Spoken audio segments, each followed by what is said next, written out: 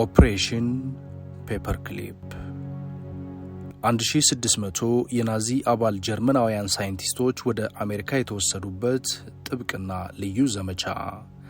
ሮኬቱን ለመስራት 20,000 ሰው ያለቀበት የጀርመኑ ቪቱ ሚሳኤል። ዩናይትድ ስቴትስ ከሁለተኛው የዓለም ጦርነት በኋላ ልዕለ ኃያልነቷንና የዘመናዊ ጦር መሳሪያ ባለቤትነቷን በላቀ ደረጃ ለማሳደግና የበላይ ለመሆን በምታደርገው ጥረት ከ1600 በላይ የቀድሞ በሳይንስ የላቁ የናዚ ምጡቅ ሳይንቲስቶችን ወደ ምድሯ በተጠና ልዩ ዘመቻ እንዴት ማስገባት ቻለች? እንዴት?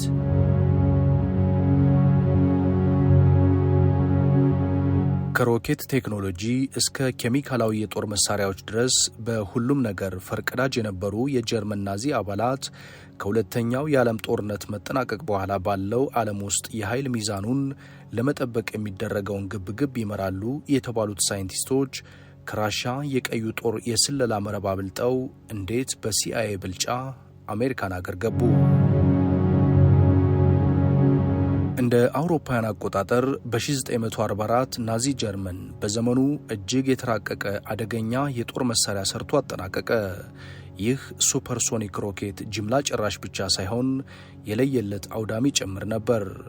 ቪቱ ወይም የበቀል መሳሪያ በሚል የሚጠራው ቦሎስቲክ ሚሳይል።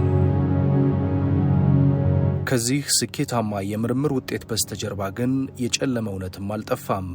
በወቅቱ የታላቅና ኃያላን መንግስታትን ትኩረት ቆንጥጦ የያዘውን ይህንን መሳሪያ እውን ለማድረግ ሚሳኤሉ ተተኩሶ ሊያጠፋና ሊገድል ከሚችለው አቅም በላይ ከ20,000 በላይ በናዚ ፓርቲ ትዕዛዝ በየማጎሪያው ውስጥ የነበሩ የእስር ቁራኛ ሰዎች ሕይወታቸው ተገብሮበታል። ከዚህ ቪቱ የአዶልፍ ሂትለር የበቀል ሚሳኤል ጋር አብሮ ተደጋግሞ የሚነሳ አንድ የከበረ ስም አለ። ቨርነር ፎን ብራውን የጀርመን የሮኬት መርሃ ግብር ባለ ተሰጥኦ ምጡቅ የቴክኖሎጂና የፈጠራ ሰው። ለመሆኑ ኦፕሬሽን ፔፐርክሊፕ ምንድን ነው?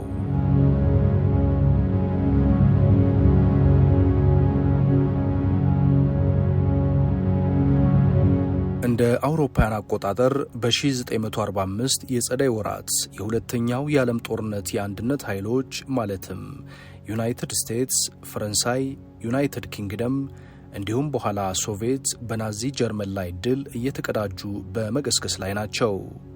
የማሸነፋቸው ነገር አይቀሬ መሆኑን ያወቁት እነዚህ ኃያላን መንግስታት ከጦርነቱ ማግስት ያለው ዓለም ምን እንደሚመስል ማውጠንጠንና አንዳንድ የጀርመን ብሩህ ሳይንሳዊ አእምሮችን ማደንን በተመለከተ በተናጠል እቅድ ማውጣት ጀምረዋል። በተለይ አሜሪካ እንደ ቪ1 ክሩዝ ሚሳይልና ቪቱ ሮኬቶች ያሉ ጅምላ ጨራሽ የጀርመን የጦር መሳሪያዎችን ማንሰራቸው እንዴትስ ሊመረቱ ቻሉ የሚለውን ጦርነቱን ከማሸነፍ አብይ ጉዳይ እኩል ያውጠነጥኑ ከጀመሩ ወራቶች አልፈዋል። እናም ዩናይትድ ስቴትስ፣ ፈረንሳይ ወይም ሶቪየት ኅብረት ምርጥ የጀርመን ሳይንቲስቶችን እንደሚያድኑ ይጠበቡ ይዘዋል። በተለይ ጦርነቱ ተጠናቆ ቀዝቃዛው የሚባለው ጦርነት እየበረታ ሲሄድ ዩናይትድ ስቴትስ የጀርመን ሳይንቲስቶችን ከሶቪየት ኅብረት መከላከል ቁልፍ ስራዋ ነበር ይባላል። በዚህም ምክንያት አሜሪካውያን ቀደም ሲል ለጀርመን ናዚ ፓርቲ ይሰሩ የነበሩ ሳይንቲስቶችን በልዩ የክትትል መረብ አስገብተው በአሜሪካን ውስጥ መኖሪያ ቤት እንዲኖራቸው ለማድረግና የወደፊት አህጉር ጨራሽ ሚሳኤሎችን ያመርቱ ዘንድ ማድባት ጀመሩ። እስከ 1947 ድረስ በይፋ የዘለቀው ነገር ግን በተመሳሳይ ፕሮግራሞች እስከ 1962 የቀጠለው ኦፕሬሽን ፔፐርክሊፕ 1500 ሳይንቲስቶችን ከጀርመንና ኦስትሪያ ወደ አሜሪካ አስወጥቶ አብዛኛዎቹን የአሜሪካ ዜጎች ማድረግ የቻለ ዘመቻ ነበር። ዩናይትድ ስቴትስ ባለሥልጣኖቿ የትኞቹን የጀርመን ሳይንቲስቶች መቅጠር እንዳለባቸው ሲወስኑ በጦርነቱ ወቅት በጀርመናዊው መሐንዲስ ቨርነር ኦሰንበርግ የተመለመሉ 15,000 ሳይንቲስቶችን ዝርዝር አውጥተው እንደነበር ይነገራል። ቨርነር ፎን ብራውን በናዚ ፓርቲ ውስጥ በነበረው ተሳትፎ በጦር ወንጀል ወይም በሰብአዊነት ላይ በተፈጸመ ወንጀል ከባድ ወንጀል ተከሶ ዘብጥያ ሊወርድ የሚችል ማስተር ማይንድ ከሚባሉ የጦር መሳሪያ አምራች ሰዎች አንዱ እንደነበር ይታመናል። የህይወት ዕጣውና ብርቱ ውድድር የተሞላበት የመንግስታት የሳይንስና የፈጠራ እሽቅድድም ግን አፖሎ 11 የተባለውን ለመጀመሪያ ጊዜ በሰው ልጅ ታሪክ ጨረቃ ላይ የመጠቀ መንኮራኩር እንዲሰራ አድርጎታል።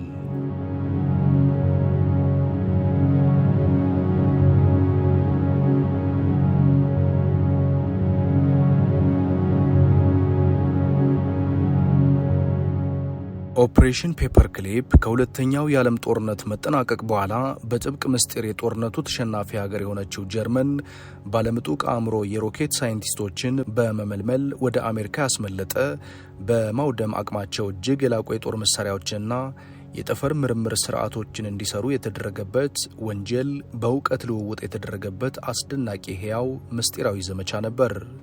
የጀርመን ሳይንቲስቶች የፈጠራ ውጤት የሆነው V2 ሚሳኤል በሁለተኛው የዓለም ጦርነት ማብቂያ ላይ በዩናይትድ ስቴትስና በሶቪየት መካከል የፉክክር መነሻ ሆኗል። የ32 ዓመቱ የዚህ ግዙፍ የጦር መሳሪያ የፈጠራ ባለሙያ ፎን ብራውን በ1937 ነበር የናዚ ፓርቲን በአባልነት የተቀላቀለው። ይህ ሰው በቅድሚያ V1 የተባለውን የመጀመሪያ ስኬታማ ክሩዝ ሚሳኤል እውን በማድረግ ሂትለርን በእጅጉ አስደስቷል። በሁለተኛው የዓለም ጦርነት በአውዳሚነታቸው ከተመዘገቡ ሚሳኤሎችም አንዱ ሆኖ በታሪክ ተመዝግቧል። በ1944 የለንደን ከተማን በፍንዳታ በማጋየት የበርካቶችን ሕይወትም ቀጥፏል። ያም ሆኖ ግን ለሂትለር አንጀት አርስ ሆኖ አልተገኘም። ከዚህ የላቀ ፈጣን ረጅም ርቀት ተወንጫፊና ኢላማን በቅጡ የሚመታ ሚሳኤል እንደሚያስፈልግ አምኗል። በዚህ ውሳኔ የአልኮል የውሃና የኦክስጅን ቅይጥ ፈሳሽ ውህድን የተሸከመ ሌላ ግዙፍ የጦር መሳሪያ ማምረት ተቻለ።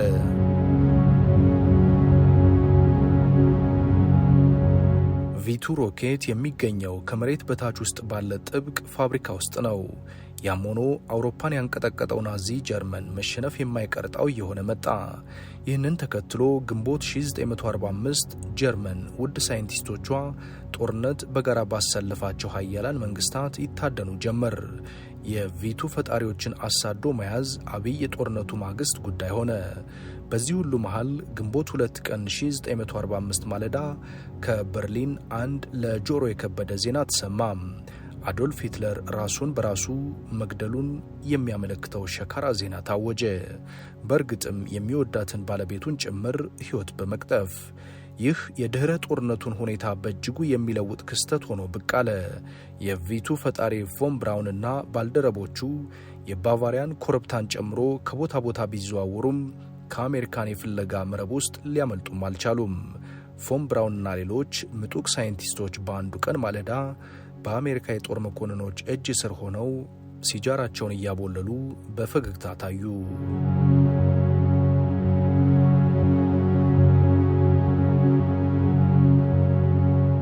በዚህ ሁሉ መሃል ናዚን አሸንፈናል፣ በርሊንን እንዲሁም ፔናሞንዱን በእጃችን አስገብተናል፣ ግን አሜሪካኖች የሮኬት ጠበብቶችን ይዘዋል፣ ይህ እንዴት ሊሆን ቻለ ሲሉ የወቅቱ የሶቪየት መሪ የሆኑት ጆሴፍ ስታሊን ምላጭ በሚያስውጥ ቁጣ የጦር መኮንኖቻቸውን ሲጠይቁ ተስተዋሉ።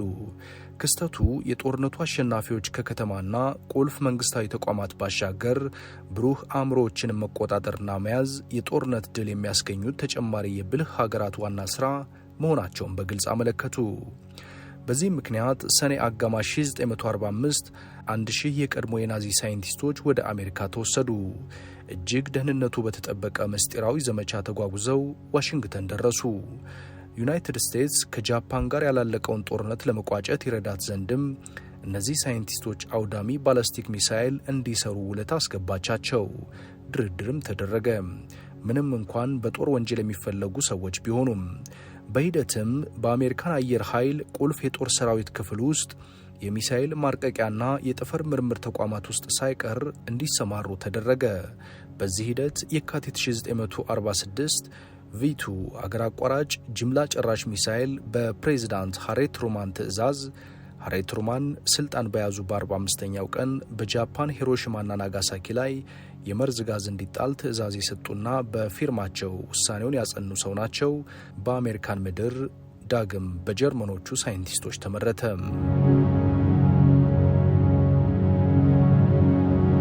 ጥቅምት 4 ቀን 1957 እንደ አውሮፓውያን አቆጣጠር የመጀመሪያውን መንኮራኩር ወደ ህዋ መጠቀ። የሶቪየቶች የምርምር ውጤት የሆነው ስፑትኒክ ይህ በሰው ልጆች የፈጠራ ውጤት ዘንድ በድንቅነቱ ወደር የለሽ ስኬት ነበር። ይህ ለአሜሪካውያን የእግር እሳት የሆነባቸው የፈጠራ ግኝት ስለመሆኑም ምንም ጥርጥር አልነበረም። በውጤቱም ብርቱ የህዋ ሳይንስ ፉክክር አስከተለ። ሃሪ ትሩማንን ተክተው ወደ ሥልጣን የመጡት ፕሬዝዳንት አይዘናወር ሚያዝያ 1958 ብሔራዊ የጠፈር ምርምር ማዕከል የሆነው ናሳ እንዲቋቋም ሐሳብ አቀረቡ። አሜሪካ ተወዳዳሪነቷ እየጨመረ ለመምጣቱ ፍንጮች መታየትም ጀመሩ። ይሁንና በ1961 ቀደም ብለን እንዳልነው የራሻው የጠፈር ምርምር ጠበብት ዩሪ ጋጋሪ በስኬት ወደ ጠፈር መጠቀ። የውድድሩ ዙሩ ይበልጥ እየከረረ መጣ። በአሜሪካ መሪ ሄደ፣ መሪ ተተካ። አሁን ወጣቱ ጆን ኤፍ ኬኔዲ ፕሬዝዳንት ሆነዋል። ከናሳ መቋቋም በኋላ ፎን ብራውን የጠየቀው ሁሉ የሚፈጸምለት የምድሪቱ ውድ የሳይንስ ጠበብት ሆኗል። የማያቋርጡ ጥረቶች ተደርገውም በ1961 የክረምት ዝናባማ ወራት የአፖሎ 11 ፕሮጀክት ተወለደ። ከናዚ አባልነት ከሁለተኛው የዓለም ጦርነት የእሳት አረር ተርፎ አሜሪካዊ ዜግነት ተሰጥቶት የሀገሪቱን ቁልፍ የምርምር ተቋም የሚዘውረው ጀርመናዊው ፎን ብራውን በናሳ ውስጥ ለሚመራው የጠፈር ምርምር ተግባር $4 ቢሊዮን በደስታ ተመደበለት። በናዚ ተተኩሶ ለንደን ከተማን ክፉኛ ካደባየው የመጀመሪያው V2 ሚሳኤል በ8 እጥፍ የሚረዝመውና 363 ጫማ ሽቅብ የተንጠራራው አዲስ ሮኬት በአሜሪካ ምድር ለጦርነት ዝግጁ ሆነ።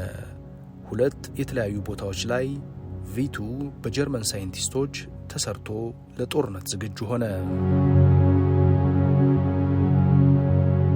እንደ አውሮፓውያን አቆጣጠር ሐምሌ 20 ቀን 1969 የአሜሪካ የጠፈር ተመራማሪዎች ለመጀመሪያ ጊዜ በጨረቃ ላይ በተሳካ ሁኔታ አረፉ።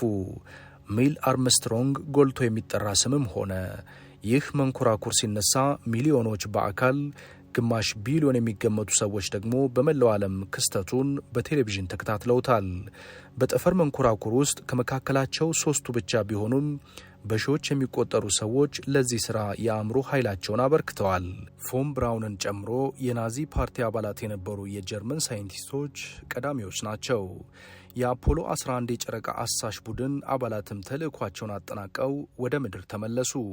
የዚህ የፈጠራ ውጤት ግንባር ቀደሙ ሰው የቀድሞው ጀርመናዊ በኋላ አሜሪካዊ ፎን ብራውን ከዚህ ሁሉ የስኬት ጉዞ በኋላ በ1977 ሕይወቱ አለፈ። ሌሎች የቀድሞ የናዚ አባል የጀርመን ሳይንቲስቶች ከናዚ ጭፍጨፋ በተረፉ ሰዎች በተለያየ ጊዜ ክስ ቀርቦባቸዋል። ለፍትህ እንዲቀርቡ የሚጠይቁ እንቅስቃሴዎችም ተከፍተውባቸዋል። ሁለተኛው የዓለም ጦርነትን ከአንድነት ኃይሎች ጋር በዋናነት ከጀርመን ጋር ተሰልፋ የነበረችውና በኋላ ግን ጀርመንን በመውጋት ወደር የለሽ ጉዳት ያደረሰችው ሶቪየት ኅብረት በቀዩ ጦር ብርቱ ምት ተደምሮ በማሸነፍ ልዕለ ኃያልነቷ ልቆ የወጣው ዩናይትድ ስቴትስ እንደሚባለውም ትልቁን ሀብቷን ፓስፖርቷን ለዚች ምድር ሊቃውንት በመስጠት እንደ ፎን ብራውንና እሱን መሰል ባለ ብሩህ አእምሮ ሰዎችን እቅፍ ድግፍ አድርጋ የሚጠይቁትን እያሟላች ሀገሯን ለመገንባት አውላለች ነው የሚባለው። ኦፕሬሽን ፔፐር ክሊፕም ለዚህ ትክክለኛው ማስረጃ ነው።